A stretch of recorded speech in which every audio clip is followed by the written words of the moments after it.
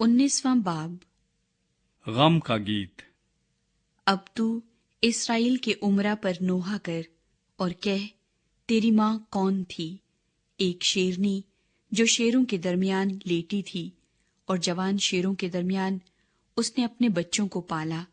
और उसने अपने बच्चों में से एक को पाला तो वो जवान शेर हुआ और शिकार करना सीख गया और आदमियों को निगलने लगा, और कौमों के दरमियान उसका चर्चा हुआ।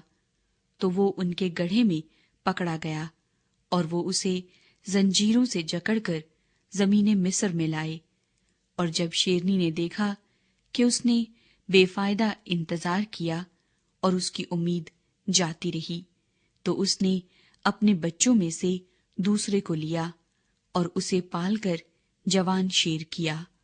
और वो शेरों के दरमियान सैर करता फिरा और जवान शेर हुआ और शिकार करना सीख गया और आदमियों को निगलने लगा। और उसने उनके कसरों को बर्बाद किया और उनके शहरों को वीरान किया। उसकी गरज से मुल्क उजड़ गया और उसकी आबादी न रही। तब बहुत सी कौमें तमाम ममालिक से उसकी घात में बैठी, और उन्होंने उस पर अपना जाल फैलाया।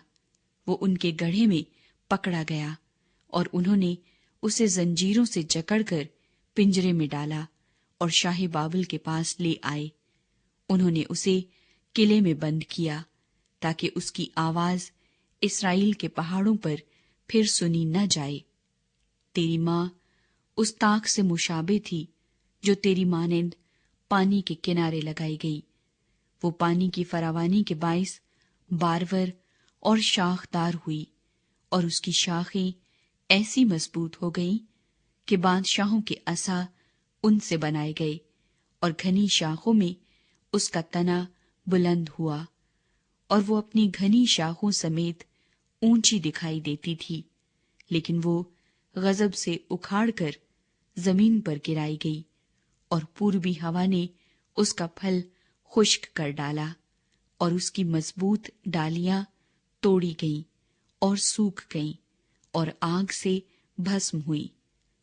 और अब वो बियाबान में सूखी और प्यासी जमीन में लगाई गई, और एक छड़ी से जो उसकी डालियों से बनी थी आग निकलकर उसका फल खा गई, और उसकी कोई ऐसी मजबूत डाली न रही कि सल्तनत का असा हो।